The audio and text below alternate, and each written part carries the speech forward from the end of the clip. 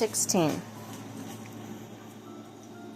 Korah, Dathan, Abiram. Korah, son of Izhar, the son of Kohath, the son of Levi, certain Reubenites, Darban and Abiram, sons of Eliab, and On, son of Poleph, became insolent and rose up against Moses. With them were 250 Israelite men, well-known community leaders who had been appointed members of the council. They came as a group to oppose Moses and Aaron. And they said to them, "You have gone too far. The whole community is a whole, and every one of them, and the Lord is with them. Why do you set yourselves above the Lord's assembly?" When Moses heard this, he fell face down. Then he said to Korah and all his followers, "In the morning the Lord will show who belongs to him and who is holy, and he will have that person come near him. The man he chooses will cause you to come near him. You, Korah, and all your followers are to do this.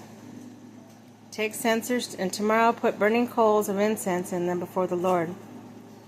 The man the Lord chooses will be the one who's holy. You Levites have gone too far." Moses also said to Korah, "Now listen, you Levites. Isn't it enough for you that God of Israel has separated you from the rest of the Israelite community and brought you near himself to do the work at the Lord's tabernacle and to stand before the community and minister to them? He has brought you and all your fellow Levites near himself, but now you are trying to get the priesthood too? It is against the Lord that you and all your followers have banded together.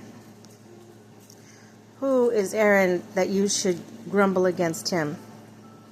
Then Moses summoned the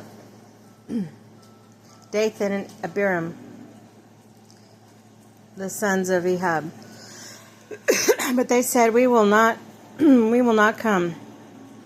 Isn't it enough that you have brought us up out of the land of flowing with milk and honey to kill us in the wilderness? Now you also want the Lord to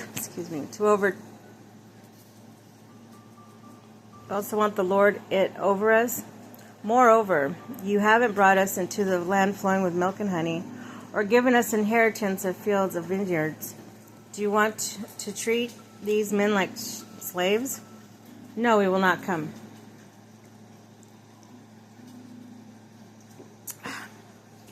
Then Moses became very angry and said to the Lord, "Do not accept their offering.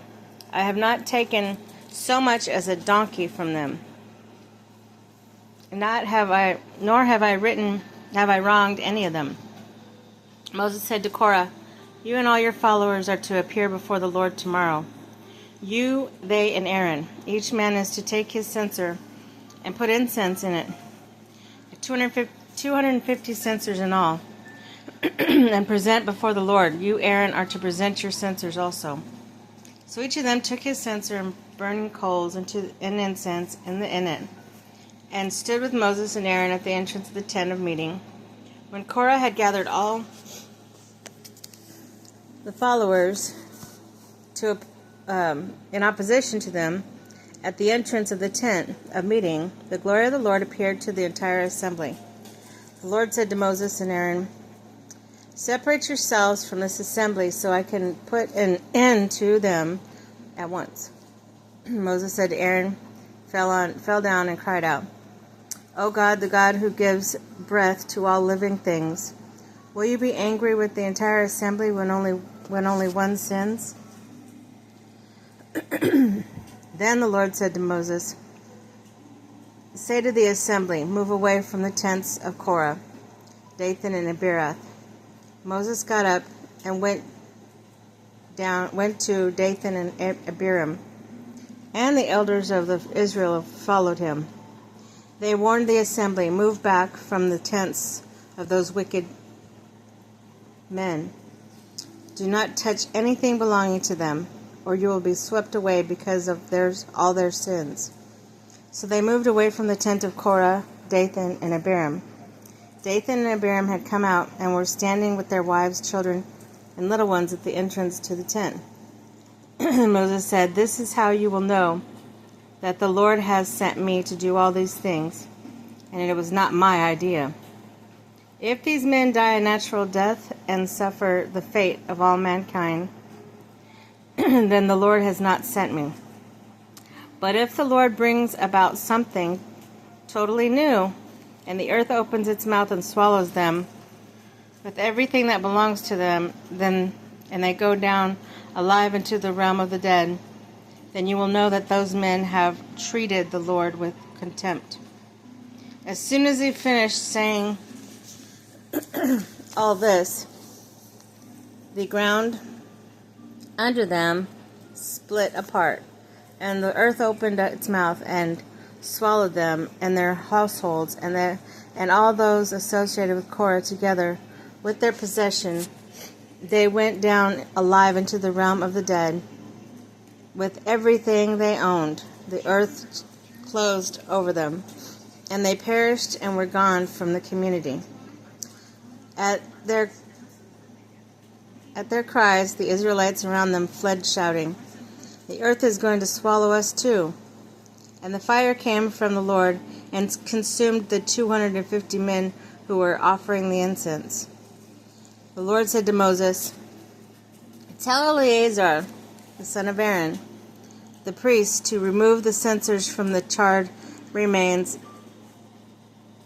and scatter the coals some distance away, for the censers are holy, the censers of the men who sinned at cost of their lives. Hammer the censers into shears to overlay the altar, for they were presented before the Lord and have become holy. Let them be a sign to the Israelites." So Eleazar the priest collected the bronze censers brought by those who had been burned to death, and had them hammered out over the altar, to overlay the altar, just as the Lord directed him through Moses. This was to remind the Israelites that no one except the descendants of Aaron should come to burn incense before the Lord, or he would become like Korah and his followers. The next day the whole Israelite community grumbled against Moses and Aaron. "You have killed the Lord's people," they said. The assembly gathered in opposition to Moses and Aaron and turned towards the tent of meeting. Suddenly the cloud covered it, and the glory of the Lord appeared. Moses and Aaron went in front of the tent of meeting. And the Lord said to Moses, "Get away from the assembly so I can put an end to them at once." And they fell face down.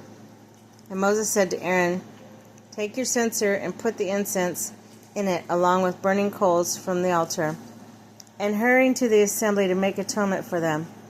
The wrath has come out from the Lord, and a plague has started." So Aaron did as Moses said and ran into the midst of the assembly. The plague had already started among the people, but Aaron offered the incense and made atonement for them. He stood between the living and the dead, and the plague stopped. But 14,700 people died from the plague, in addition to those who died because of Korah.